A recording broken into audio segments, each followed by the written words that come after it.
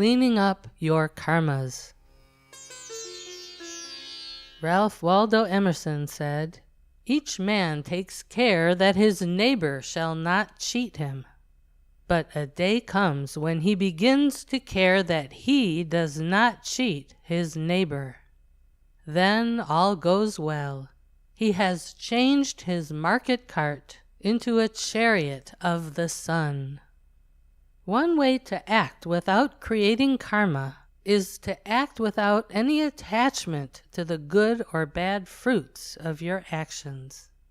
Withdraw the importance you place on things of the ephemeral physical world and begin to deposit your energy toward the eternal spiritual realm. Another way to clean up your karmas is through intense devotion and complete surrender to God's will. In the Bhagavad Gita, Krishna, a representational form of the universal Lord, said, "Whatever you do, make it an offering to me. The food you eat, the sacrifices you make, the help you give, and even your suffering. In this way you will be freed from the bondage of karma and from its results, both pleasant and painful. Then, firm in renunciation and yoga, with your heart free, you will come to me." Here is that verse sung in English. "Whatever you do, whatever you eat, whatever you sacrifice or give, whatever austerity you do, do that as offering to me. Thus shall you be freed from the bonds of actions, both good and evil, steadfast in renunciation, and freed you shall come unto me." According to some theories of karma, you have to balance your checkbook of action and reaction before you get to graduate from this cycle of samsara, this wheel of birth and death, rebirth and redeath, through which you are said to come and go over and over again, until one day your soul becomes free from the noose and bondage of your karmas and rises into greater realms.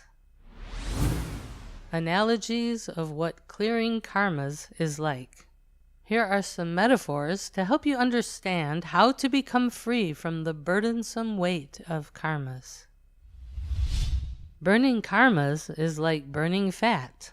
When you start to burn karma, it's like when you stop eating too many calories so that your energy system has a chance to burn some of your body's old stored fat.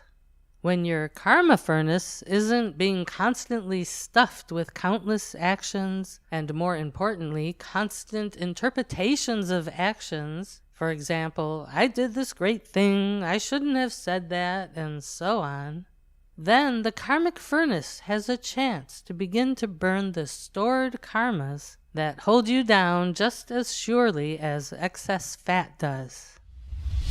Cleansing karmas is like washing dishes. You can wash each dish right after using it, or you can let them pile up a bit and then have an occasional big dish cleansing party with a full tub of hot suds. However, if you don't know how to clean your dishes, your karmas, or don't even know that they're dirty or that they can be cleaned, then the dirty dishes may pile up in your sink and eventually all over your entire kitchen. Keeping your karmas clean is like keeping your house clean. Your house may start out clean, but then it gets messy and you have to clean it again. After guests come for a visit, you may have some extra cleaning to do, just as when certain people come into your karmic life. It is also necessary to continually clean here and there because dust inevitably builds up. Don't forget, this analogy isn't just about dishes or house cleaning, but about the karmic residues that accumulate in everyone's life, creating all kinds of unwanted situations. You can clean your karmas with practices such as contemplation, higher knowledge, meditation, devotion, selfless service, and by letting go of limited desires. Consider, just as when you clean your house, cleanliness inspires cleanliness. You can keep your karmic house clean with little cleanings or a massive cleanup. Or you can live with it being not so clean. 2 good signs. Here are 2 signs that together may indicate that you're acting without creating karmas.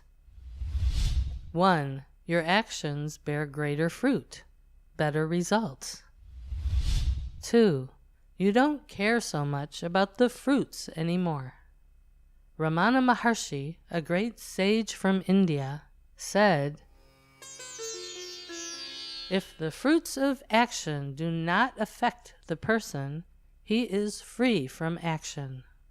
Picture your accumulated karmas as being like a spider web, with you in the center. The people and things in your life all have threads going to and from them, like the web of a spider. Part of your job is to cut the harmful threads while strengthening your connection with good, powerful threads and the divine source energy behind the whole web. Spirituality in action.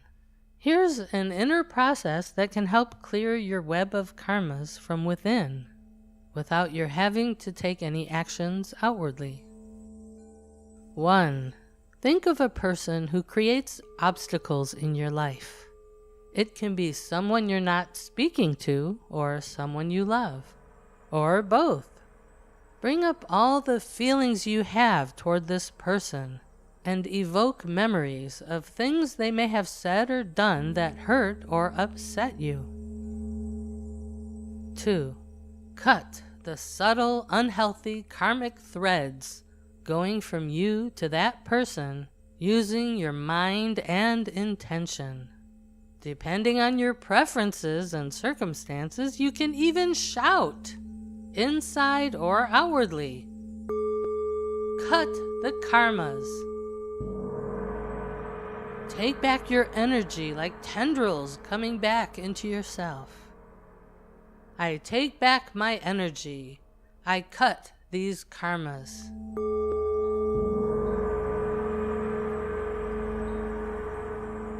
Improving your karmas through mindfulness. Mindfulness means being completely focused on the present moment. Whatever you're doing, you do it while being fully present right here and right now. If you're planning what to do tomorrow or next year, that's okay too. Just make your plans consciously and in the present moment. Consider. Being focused on the present moment is a kind of meditative state. The ripples and thoughts of your mind calm down and create an opening for you to see more clearly into the waters of spirit. With this focus and openness, you open the door to receiving and experiencing new and improved karmas. 2 more ways to clear karmas. Here are 2 more paths you can take to clean up old, unwanted karmas. You can clean up old bad actions by balancing them with new good ones. If you've caused some harmful actions to someone, you can make efforts to balance that harmful action out by doing something helpful to that person or to another person. In fact, looking for ways to be helpful in general is a great idea because your kind actions may balance out negative karmas you didn't even know existed. You can clear old bad actions with a deep process captured by the Catholic sacrament of confession. By humbling yourself at the feet of the Lord and asking for forgiveness, redemption, and grace. A more Eastern approach to this method would be to use spiritual practices to raise your awareness into a higher consciousness view of universal creation from which you can look upon yourself and your actions with compassion and forgiveness, while still committing to behave better in the future.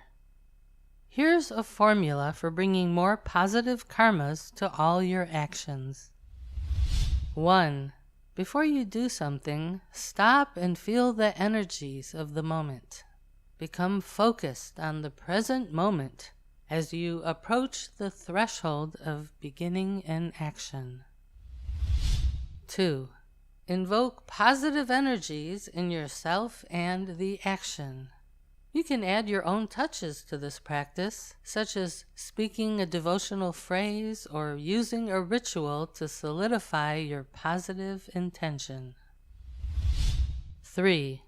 Become so completely focused in the present moment that your limited sense of individuality disappears. According to spiritual vision, the experience of yourself as a limited being has its roots in the past and future. In the present moment, there can be no roots, because the present moment is pure freedom, pure clarity, pure light, and pure spirit. Being completely present allows your actions to flow from a greater place than your usual levels of self-effort. Not that there's anything wrong with a good dose of self-effort. 4. When you've completed the action, pause again and feel good about the action you've done. Faith and gratitude can bless your action even after you've completed the action, because grace and spirit exist beyond time. Examples of karma in action. Here are some examples Buddhist scriptures use to explain the way actions can manifest as karmic circumstances in your current or future lives. To be free from want in food is the result of your providing food to the poor in your previous life. To be miserly and unwilling to help the needy gives rise to future starvation and clothlessness. To have ample housing is a reward for donating food to monasteries in your past life. To abstain from eating meat and to pray constantly to Buddha will assure that you'll be born a very intelligent child in your next incarnation. To have good parents is a reward for your respecting and helping those who were lonely and desolate in your past life. Being short-lived is the result of your committing too many killings in your previous life. To distort truths habitually will cause you to suffer blindness in your next life. To be pretty and handsome is the reward for your respecting and offering flowers to Buddha's altar in the past. To have committed evil with your hands in your past life is the cause for you having disabled hands now. To be struck by lightning or burned by fire will be the punishment for dishonest trade dealings. To build temples and public shelters will give you future prosperity and happiness. Consider. One way to stay centered in divine grace and positive actions is to offer every action to the divine. When you understand that the divine exists in everything, large and small, you respect every moment as equally significant and precious. Then, cleaning your house, watering your garden, washing your clothes, filling your car's tank, and feeding your children or pets can become just as spiritually potent a ritual as bowing before an altar, lighting a candle flame, or closing your eyes and praying.